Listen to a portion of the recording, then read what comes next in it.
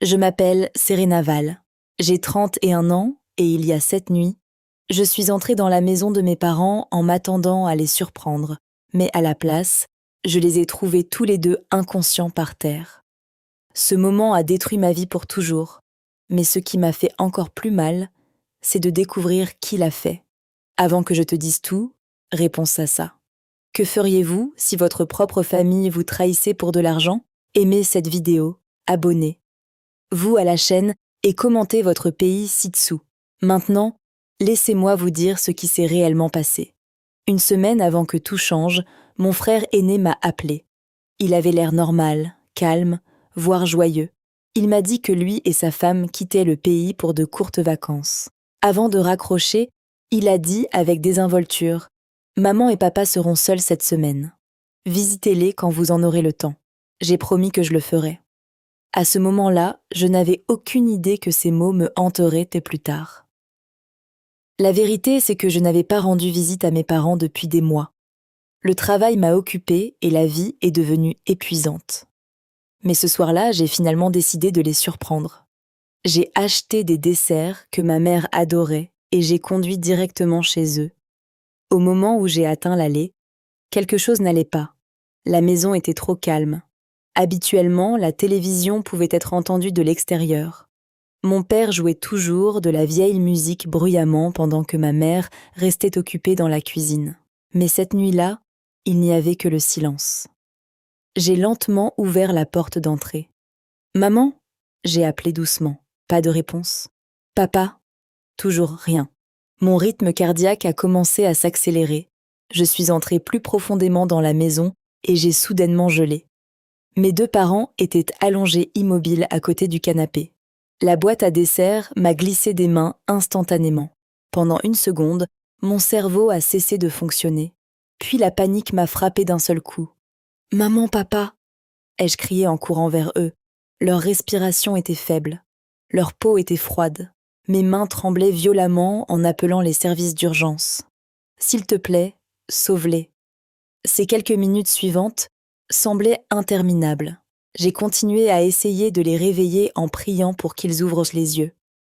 Lorsque l'ambulance est finalement arrivée, les ambulanciers se sont précipités à l'intérieur et ont rapidement emmené mes parents. Je les ai suivis à l'hôpital complètement terrifiés. Les médecins les ont poussés en traitement d'urgence pendant que j'attendais seule dehors. Chaque seconde était insupportable.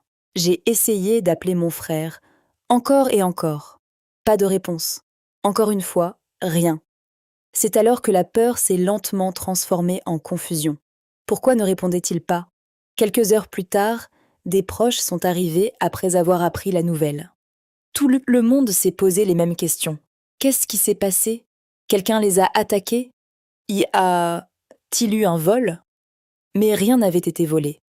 Rien à l'intérieur de la maison n'a été endommagé. Tout semblait complètement normal.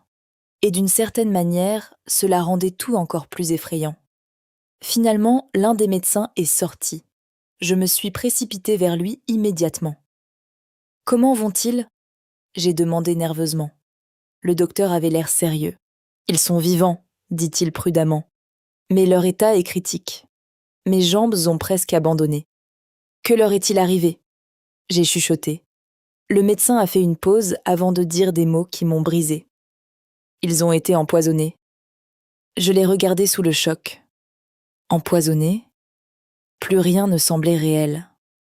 Qui empoisonnerait mes parents? Pourquoi? Cette nuit-là, je suis restée à l'extérieur de la chambre d'hôpital en pleurant silencieusement pendant que les machines émettaient des bips derrière les portes vitrées. Mon esprit n'arrêtait pas de rejouer l'image de mes parents allongés sur le sol. Puis une pensée terrifiante est entrée dans mon esprit. S'ils ont été empoisonnés, quelqu'un en qui ils avaient confiance l'a sûrement fait. Le lendemain matin, mon frère a finalement rappelé. Au moment où je lui ai raconté ce qui s'était passé, il avait l'air choqué. C'est impossible. Quelques heures plus tard, lui et sa femme sont arrivés à l'hôpital, l'air paniqué. Sa femme pleurait constamment pendant qu'il ne cessait de poser des questions. « Comment est-ce arrivé ?»« Je ne sais pas, » répondis-je honnêtement. « Je les ai trouvés comme ça. » Au début, tout dans leur réaction semblait normal. Mais au fond de moi, quelque chose me semblait encore étrange. Des policiers sont rapidement arrivés et ont commencé à enquêter. Ils nous ont tous interrogés séparément. Ils ont posé des questions sur les ennemis, les visiteurs, les médicaments, les finances et la nourriture. Mais rien de suspect n'est apparu. Pas d'entrée forcée, pas de vol, pas d'ennemis, ce qui signifiait une chose horrible. Le poison venait de l'intérieur de la maison. Les jours passaient lentement. Mes parents sont restés inconscients pendant que les médecins se battaient pour les sauver. Pendant ce temps, mon frère et sa femme sont restés près de l'hôpital, se montrant inquiets et solidaires. Mais mon mari, Adrien, est resté inhabituellement silencieux pendant tout cela.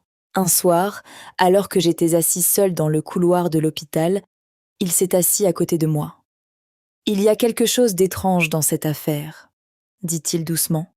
Je l'ai regardé avec lassitude. Tout à ce sujet est étrange. Il secoua la tête. Aucun étranger n'a fait cela. Un frisson a traversé mon corps. « Qu'est-ce que tu veux dire ? Il n'y a pas eu d'effraction, » il a expliqué. « Tes parents ont fait confiance à celui qui les a empoisonnés. » Je suis resté silencieux. Puis il a ajouté quelque chose qui m'a fait perdre l'estomac. Je pense que ce poison a été administré lentement sur plusieurs jours. Le lendemain après-midi, Adrien est revenu l'air sérieux. Les rapports médicaux l'ont confirmé, dit-il doucement. Confirmé quoi ? Ce n'était pas un empoisonnement soudain. De petites quantités sont entrées dans leur corps au fil du temps. J'avais froid partout. Cela signifie que quelqu'un leur en donnait régulièrement. J'ai chuchoté. Adrien hocha la tête, puis il a dit des mots que je n'oublierai jamais. Et je pense que je sais comment ils ont fait. Nous sommes allés directement chez mes parents. Le silence pendant ce trajet était étouffant. Au moment où nous sommes entrés dans la cuisine, Adrien s'est dirigé directement vers une armoire et a sorti un grand pot de cornichons. Il m'a regardé attentivement. « Tes parents mangeaient ça tous les jours, n'est-ce pas ?» J'ai hoché la tête lentement. « Oui, tous les matins. » Puis Adrien a sorti son téléphone. « Il y a quelque chose que tu dois voir. » Mon rythme cardiaque s'est instantanément accéléré. « Vos parents ont secrètement installé des caméras dans la maison il y a des mois après avoir entendu parler de vols à proximité, » a-t-il expliqué. Puis il a joué les images. Au début, la cuisine avait l'air normale. Puis soudain, mon frère est apparu à l'écran. À côté de lui se tenait sa femme. Je fronçais les sourcils de confusion. Mais quelques secondes plus tard, mon monde entier a volé en éclats.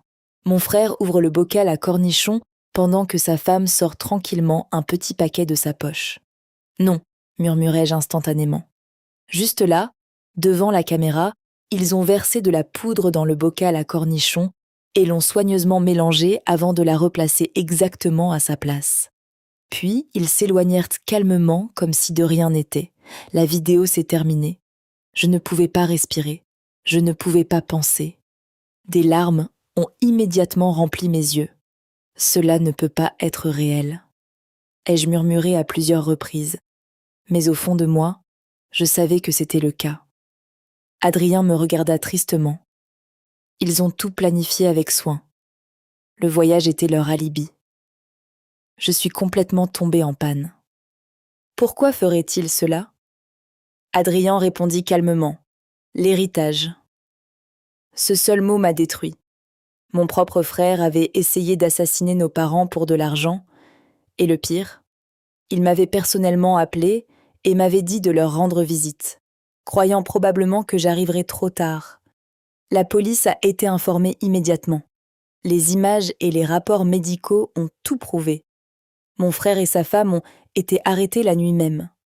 Quelques jours plus tard, mes parents ont finalement repris conscience. Ils avaient l'air faibles, brisés, fragiles. Je me suis assis à côté d'eux en tenant leurs mains pendant que des larmes coulaient sur mon visage. Puis mon père a demandé doucement « Qui nous a fait ça ?»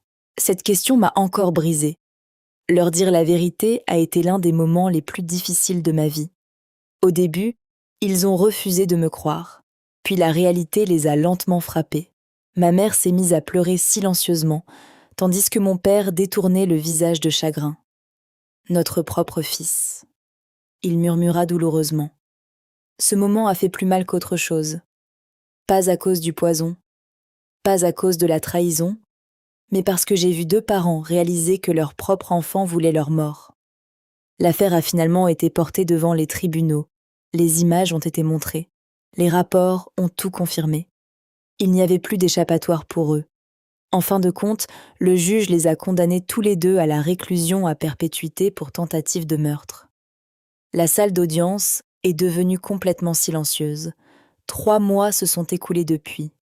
Mes parents ont survécu, mais ce ne sont plus les mêmes personnes. Ils sourient à peine maintenant. Parfois, ils restent assis tranquillement pendant des heures, sans parler. Et chaque fois que je les regarde, je me souviens de cette nuit-là. Parce que certaines trahisons ne guérissent jamais. Certaines blessures restent pour toujours. Et parfois, les personnes en qui vous avez le plus confiance sont celles qui sont capables de détruire votre monde entier. Alors dis-moi honnêtement, si ta propre famille t'a trahi pour de l'argent, leur pardonnerais-tu jamais ?